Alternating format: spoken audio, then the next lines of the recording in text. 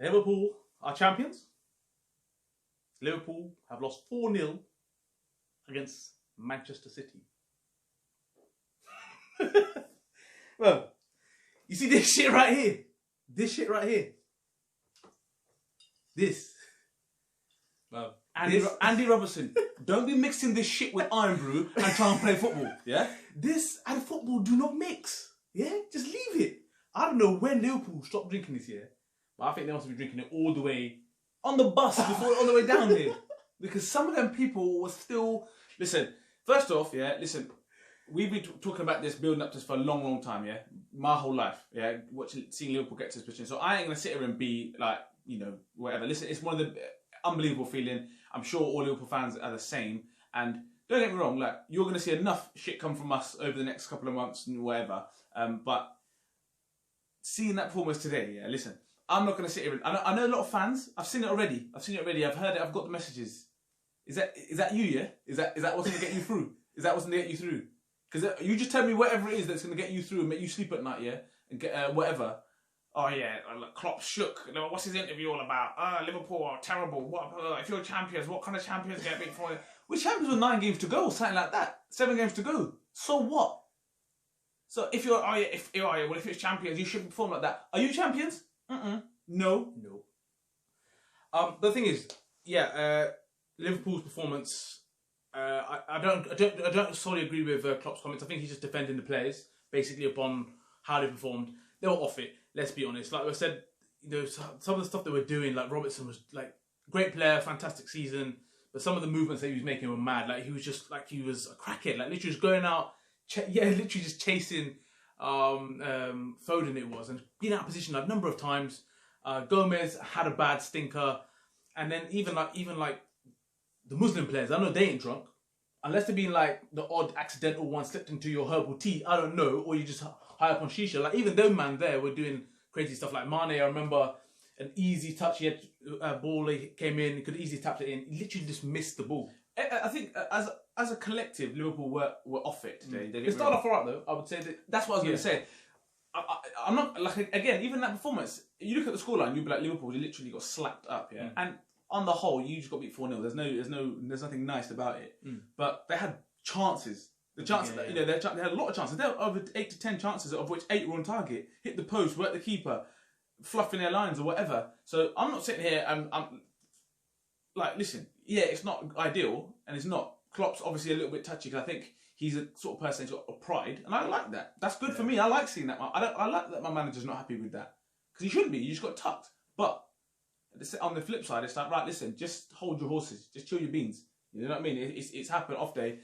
Listen, I know that if it was me and that they won the Premier League, I don't care what wake of life you're in, whatever. If you win the Premier League, you know that there's a certain man be getting cut for 2-3 days straight. You know what I'm saying? Yeah. 100%. So listen, but I think like just like you, I agree that I like the fact that Klopp was kind of pissed because you need to have that mentality of winning. Like even though we're champions and whatnot, you don't want to get used to losing or don't like the concept of losing and just saying that it's all right. So I think even the fact that we've lost and taken an L, whatever, you don't want to ever lose. And I think that's why he put the solid team out, because we actually wanted to put performance in and whatnot. But, you know, Man City came, performed, they did well, they were on job, they took their chances. Man City aren't shit, let's be honest, doesn't make no bones about it. They're still competing for the Champions League and whatever, so they're not a shit side. So you run the risk of, you know, potentially catching licks, and we did. We caught licks. There's no two ways about that. But I think, like I said, well, we've talked about it before. The chances, if we score those chances on another day, we scored at least 3 of them, at least, because they were pretty, you know, straightforward opportunities by the standards of these players. So yeah, I mean, there was a stage of the game where when any team was attacking, I think it was near the sort of the beginning half of the first quarter of the game, where any team was going past the lines, it looked like they were gonna have a good chance or shot on goal, which they did. As I said, when Man City got their first goal, that's when I think, for me, it kind of changed, the mood changed from Liverpool's like body language. And on that point, is that a penalty for you? Yes. The reason why I believe it's a penalty, I don't think it's a foul, but it's very, very clumsy. What Gomez did, he made it very easy for the ref, for me, to think that he's holding on for too long here, let's give the penalty. So that's what I would say, but I know where you're going. I couldn't see the foul. Many times I saw it, I couldn't see the foul, but it was clumsy. So I'll probably favour. Well, you might as well play netball then. Play netball. Because that's what they're doing. You touch them, it's a foul, whatever. You got to stand up like that. For me, Sterling's got hold of Matey's shorts for the whole build-up, but that's okay. Then he puts... It's clumsy. You give the referee an opportunity to make a decision, and VAR ain't going to overturn it because it's like, right, well, it isn't a clear and obvious mistake. But what I'm saying is, if you're pulling up Harry Kane's goal earlier for Lucas Moura, because the rule says if it leads to a goal, how is he going to get out of the way of that? Yeah? How's he going to get out of the way of that? So I guess there is understand that there's rules. Same thing yesterday for Mikel Antonio. When he's down on the floor, the guy has got someone standing, literally lying on top of him. What's he supposed to go from there? So what I'm saying is, I understand that VAR is for a clear and obvious error, but if you're for that reason, you're saying Joe Gomez has fouled him because he's had his hands, he's pulled his shorts and he's got his arm around him, then okay, the build up to that is when Raheem Sterling is holding his shorts for the whole, I don't know, for up to 20 seconds, which is a long time in them terms. So if that's okay and that's the foul you're given against him, then you've got to surely say, right, well, the first foul happens here then, so we just then it's a foul to Liverpool then. Okay, that's what I'm saying. I don't necessarily think it's not a penalty. I'm not saying, okay, he's given him enough reason to make a decision, but think about the logic then. If that's the foul, if you're giving him a foul for holding him or whatever for too long, then it's got to be the other way as well. Then if that's the case, and you're never going to have anyone touching in the box, that's what I'm saying. You might as well just make a netball then. So I don't know. It's soft. It's soft. I think Gomez has got to be better there because you're giving him a decision to make. But I equally think that's just a soft. It's a soft. And then in terms of, like I said, the other goals, I mean, they were just kind of, for me personally, they were individual mistakes. Like, to be pulled out of position like that, the way he was, it was like you said, I think you said whilst watching the game, it's like he actually running to actually clatter people. It wasn't even pressing, he was literally going in there. I got the feeling that he was like, right, well, Foden's a youth, he's a young'un, and I'm gonna hit him. Foden's obviously not a mug. Yeah. He probably thought, he got scanned and thought, this guy's fully... He's actually running at me like, calm, just pop it around the corner or whatever. Yeah. And he did that 2 or 3 times. There's a couple, I remember saying it to you whilst watching the game. I was like, what's he doing? What's he doing? And then boom, boom, boom, goal. They're not, it was some bad mistakes. Even if you look at Ox when he came on, the own goal. Sterling's shot was going wide. The build-up was there. It's just one of those, it was just, a lot of things didn't fall for Liverpool today. But like I said, if that's what's going to make you fans happy, by all means. What I was going to say to you now is, what do you want to see from now to the end of the season personally? Like today, like we saw so many players that usually play, right?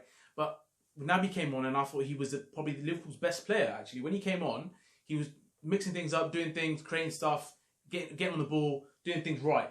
And there was certain players on the bench, I was thinking, why did they sat here? So for you as a Liverpool fan, what do you want to see now towards the end of the season? Do you want to carry on Liverpool and maximise as many points as you can, or you're not really bothered with that and you want to see more? But I think moving forward, I think you've got to actually look back the other way, right? So I know that they've been on this break or whatever, but equally, Mane, Salah, England players, they've had some long tournaments that they've been playing in. So I wouldn't mind seeing them just have sort of like, let them recharge their batteries properly, give the young ones a go. You've won the league now.